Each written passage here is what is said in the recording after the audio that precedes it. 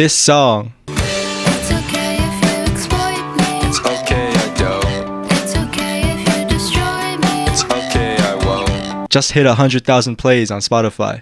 Hello everyone, I'm Pacific Purgatory, the creator of the song Daijokay. In celebration of the song hitting 100,000 plays on Spotify, I wanted to take a moment today to go more in depth about the samples used in it, as well as some of the creative processes behind writing the lyrics. First and foremost, before we get started, I wanted to take a moment to thank KIKIROMI for her vocal performance on this song. She's very talented and her part on this song is very good. I think it makes it what it is, makes it so special. She also makes music as well, so go check that out when you have a chance. My favorite is her song Home. Now let's get into it. So right here I have the Daijokay file open in Ableton. As you can see, there's a lot of tracks. I like to layer my music a lot. I find that that's a personal preference of mine, is to have a lot of layers and a lot of density in my songs. So our first sample is here right in the beginning, Wake Up Link. It comes from The Legend of Zelda Breath of the Wild, the very beginning part of the game. Wake up, Link.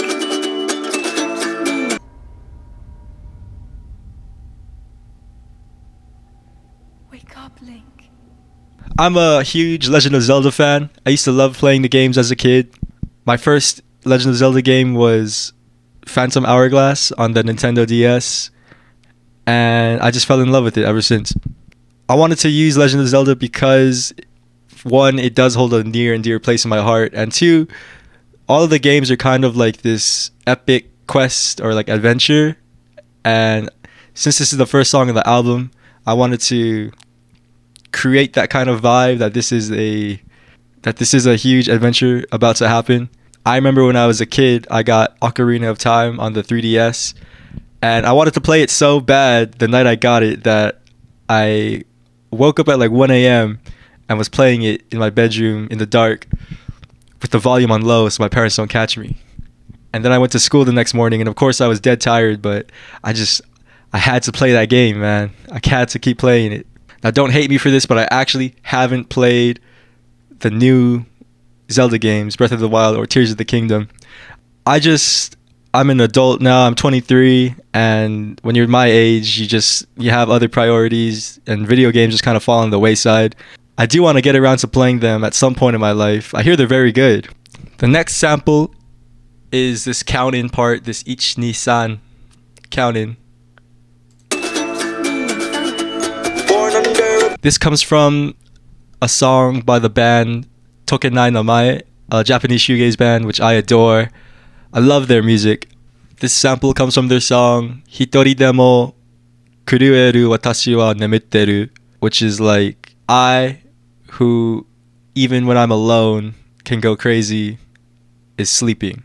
That's kind of like a weird translation. I'm sure it flows better if you speak Japanese natively, but I don't. I'm learning it as a second language. So kind of sounds a little strange. 123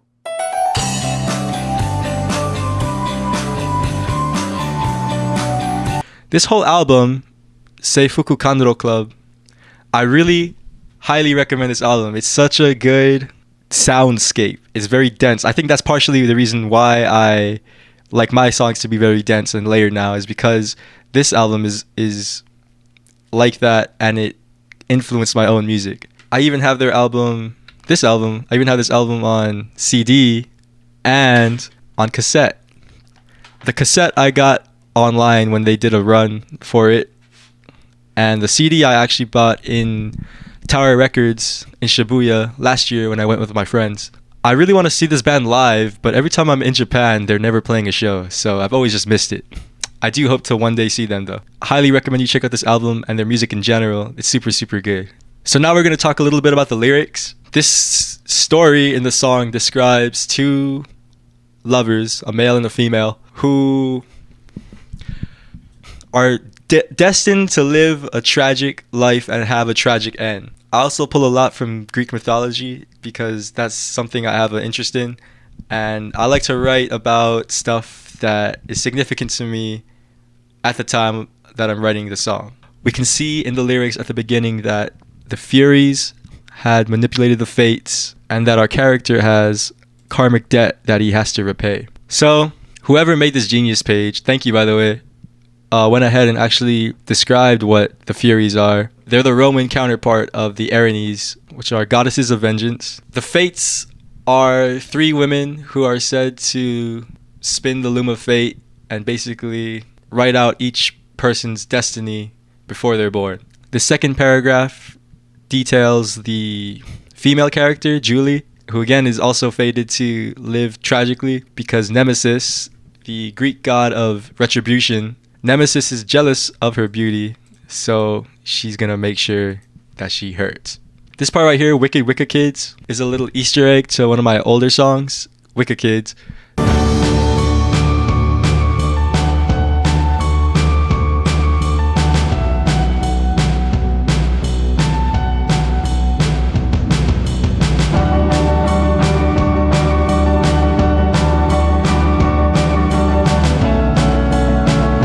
I made it probably like 6 years ago when I was like 17, and I wanted to throw something in there that my OG fans would appreciate. I also think it fits the kind of spiritual or like mythological vibe that I was trying to cultivate with this song. So, kill 2 birds with 1 stone. This paragraph here is describing how the gods up above, the powers that be, like to get drunk and party and fuck people's lives up just because they can. So they're gonna guide these 2 characters together and make them fall in love, and then just fuck their lives up because they can, because it's fun, they're bored. Which takes us to our next sample, the fatality sound from Mortal Kombat. Take away the other fatality, mortality, the burden of humanity. I'll isolate it so you can hear it a little bit better. There's a bit of delay and reverb on it, so it sounds more spacious. Fatality. This next part of the lyrics is supposed to be from the point of view of Mio, the male character in the story. Basically, he's in love with this girl, Julie, and he doesn't know how to like process it or like comprehend it. So there's a lot of I tried to intersperse a lot of like insecurity into the lyrics, which I hope you could pick up on. The way he's trying to come to terms with all of the feelings he's experiencing is turning to cosmic entities or religion or some kind of explanation that he might in his mortal mind understand. So, astrology, astrocartography, Jungian psychology. He's trying to just make sense of what he feels and why does he feel that way. All that he knows is that he really loves this girl. Astrology, the worship of the stars, and then he calls her the star that he's following. And then he kind of is pleading with Julie to not let him down, to not break his heart. Mortal in the moment, I'm vulnerable and terrified. To love someone is such a vulnerable and terrifying thing. You have to be very open and just allow yourself to be seen, which can be very scary and a lot of times will lead to hurt. It's just a matter of, is the hurt worth the experience? Hedgehog's dilemma, like Evangelion. There's a lot of like space imagery, which I like. I think it adds to that cosmic vibe that I was trying to go for. And this is our next sample, a sample of Death Note at the very end of the anime where Kira is caught and he's laughing.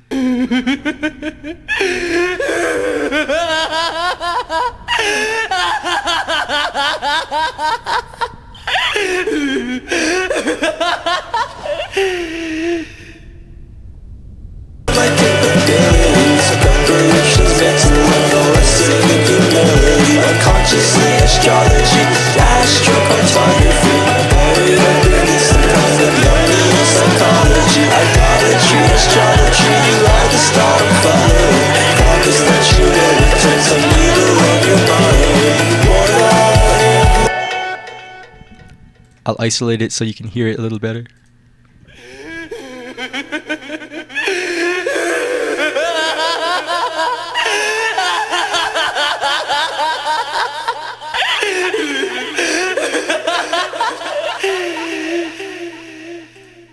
When I was about 10 and until I was about 12, I used to be really into anime, like to the point of being a weeaboo. And I was very cringe. I was a very cringe child, as I'm sure we all once were.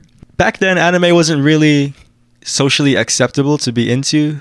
So when I was around 13 and entering high school, I kind of like renounced it. I was like, I never watched that anime shit. That's cringe and lame. But I had a group of friends who liked it, and I realized that it's okay to like anime, and so I started watching it again. And the first one I restarted with was Death Note. Death Note's really good. I like it a lot. If you haven't seen it, I recommend it. Don't feel the need to change your personality or pretend you don't like anything to please other people. Just be yourself. I'm an adult now, so I know that I have that wisdom, but I'm sure when you're younger, it can be difficult to really embody that. I know it can be difficult to really embody that. Now we're in the second part of the song with KIKIROMI's performance. This is a portion of the song where Mio and Julie are talking directly to one another. And I find, this is just a generalization, but in my experience, I find that women tend to be more scared that they're being used. So I kind of wanted to write that into the words. That's why Julie is saying, it's okay if you blah, blah, blah. It's okay if you exploit me. It's okay if you destroy me. It's okay if you don't like me. It's okay if you're just lying. This is because she basically already has the expectation that those things will happen to her. And then Mio is assuring her that that is not the case. On the flip side, again, this is just a generalization, but in my experience and from my own experience with relationships, romantic relationships, men tend to not want to overextend in a relationship, to give too much without it being asked for. So that's why he's asking these questions to Julie. Is it okay if we stay out late? Is it okay to reincarnate? Is it okay if we continue? Is it okay to finish in you? He's trying to make sure that the feelings he has are reciprocated, and he won't be pushing her into a place she doesn't want to be. A lot of people on social media don't really like this line, is it okay to finish in you? I think it really adds an element to the storyline and to this world building of the story. We're all adults, well, most of us, and we all know that sex is a part of romantic relationships. We're not children anymore. We can acknowledge this fact in a mature way.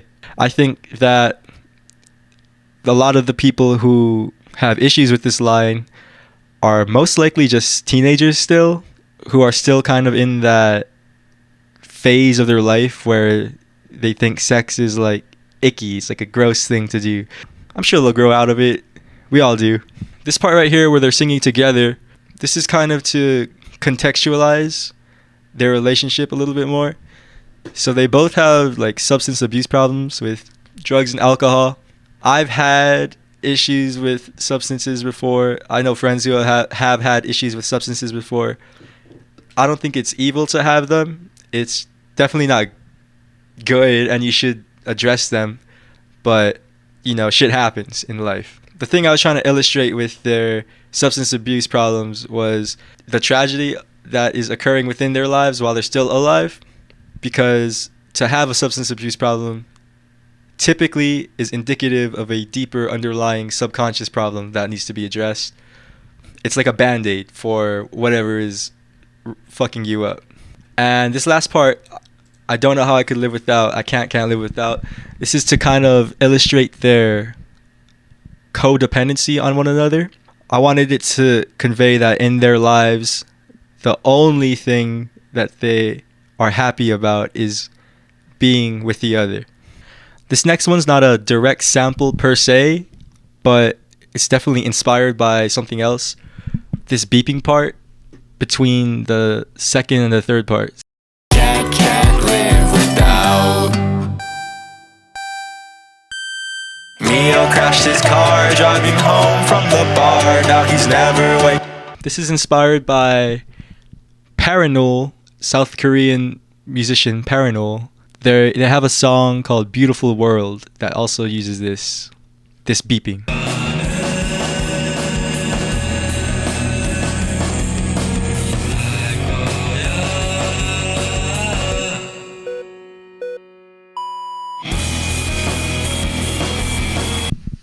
This album, To See the Next Part of the Dream, is amazing, and I love it. I love it with such a deep respect and like honor for it. When it first came out and I listened to it, I was in a very dark place of my life, and the themes of this album were exactly what I was going through at that time.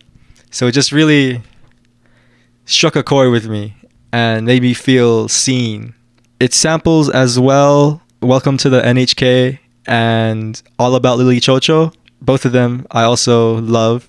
And I also sampled them on this album that Daijokay is from, One Hell of a Paradise. Partially because I do genuinely like that anime and that movie, but also partially because I wanted to pay like homage to this album, because it touched me. Pause. It really made me feel some type of way.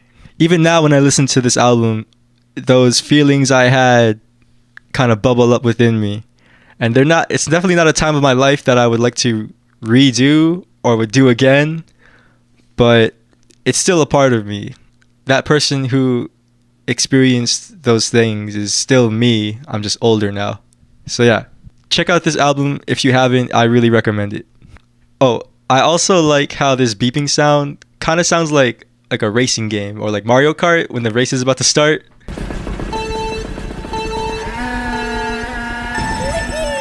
Because in the next part of the song, it opens with our character Mio dying in a car crash. It's like a little bit of like ironic dark humor, which I think is neat in this context. Speaking of that, let's get into the lyrics for this part. This is supposed to be kind of the final and ultimate result of Mio's substance abuse problems. This is where he fulfills his prophecy of living a tragic life and dying a tragic death. He's drunk driving home from the bar and he crashes, and that's when he dies. You can see he's getting high still, but not in a way that is self-destructive or attempting to fix some other problem that he has. He's getting high in a way that is to enhance an already good mood. He's with Orion in the sky. He's passing the duchy to the left-hand side to Orion. Julie, on the other hand, has still not fulfilled her prophecy yet. So she's sad. She's just devastated by Mio's untimely death. She cries. She's never going to love again.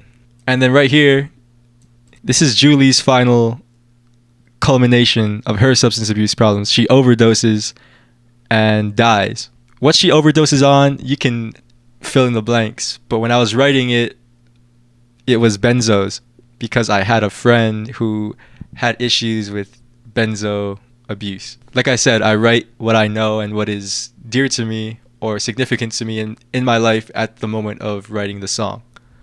So now our two characters have died and finally repaid their karmic debt.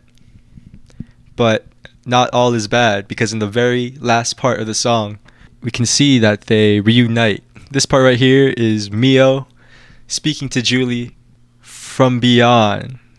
Here, Julie is making the declaration that she is going to come up there with Mio.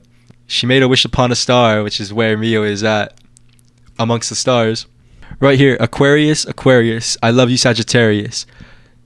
If we go back to the beginning of the song, you can see that Mio was born under a bloody moon in December, and Julie was born the month after, on the 21st. So if we assume that Mio was born on December 21st and Julie was born on January 21st, then that would make them a Sagittarius and an Aquarius, respectively. So it kind of circles back and just ties the whole thing together from the beginning to the end. Right here, they don't know they'll be laughing. They don't know we'll be laughing when they go ahead and bury us. This is our last sample of the song, which is Skull Kid laughing from Majora's Mask. Love you, Sagittarius. They don't know we'll be laughing when they go ahead and bury us. Quiet down. I'll isolate it so you can hear it better. So, Mio and Julie are there in the afterlife, and they are overjoyed to be reunited once again. They came from Stardust, and they returned to Stardust. It's very poetic, in my opinion. One more thing, I forgot to mention this while I was recording the first time, but as you might have guessed already, the characters Mio and Julie are based off of Romeo and Juliet. When I was in high school in 9th grade, in English class, we watched Romeo plus Juliet, the 1996 movie with Leonardo DiCaprio. And that movie is awesome. That movie kicks ass. It's so stylish and melodramatic. It's just, I love it. It's amazing. A lot of people think it's corny, but personally, I love the corniness of it. It's, you know, melodramatic. It's theater. That's kind of how it's supposed to be. Go check that movie out and form your own opinion about it. Don't let other people tell you it's corny until you've seen it yourself. One last thing I wanted to talk about was this part. Come on, dance with me to the sound of Apollo's lyre now. Apollo is the Greek god of music and dance.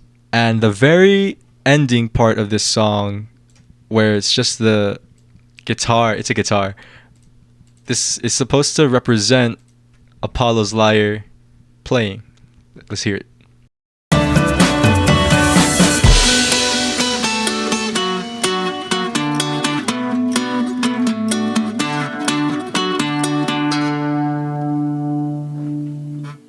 Yeah. There's a lot of layers on this song. I'm going to isolate a couple of them right now.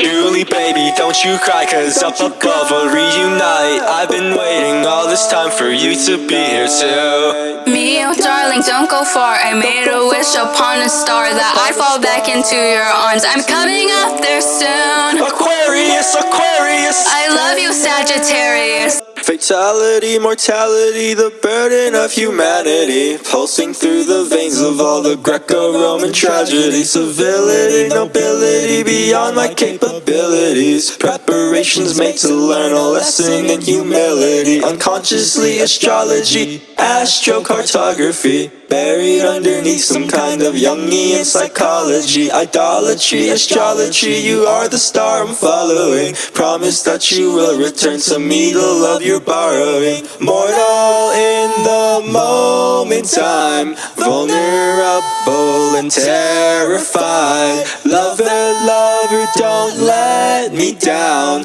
Where we're going we won't need ground. What I'll give is more than words. Wedding rings sourced from Saturn. Mia crashed his car driving home from the bar. Now he's never waking up again. Mio's getting high with the stars up in the sky. You can See him next to Orion. Julie's gonna cry when she sleeps alone tonight. Now she's never gonna love again. Julie overdosed while she held his picture close. Now she's stardust up there with him. Neo crashed his car driving home from the bar. Now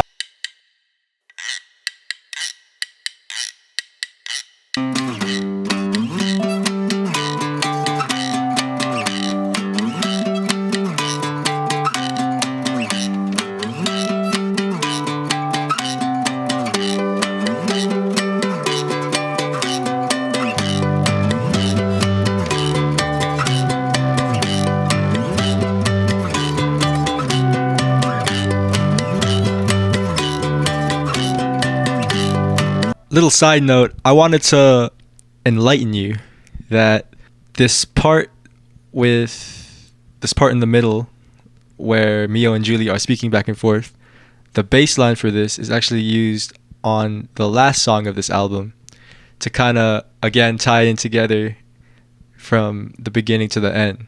It's okay if you exploit me. It's okay, I don't. It's okay if you.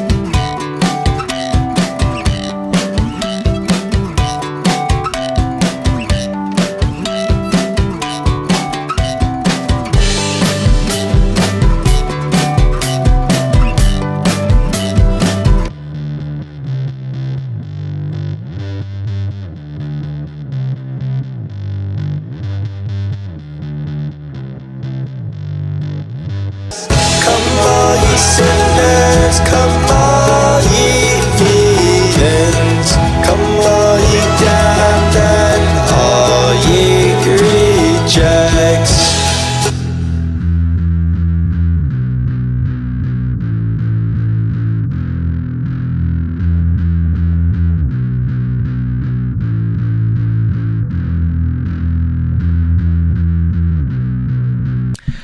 So yeah, thank you for watching if you made it this far to the end.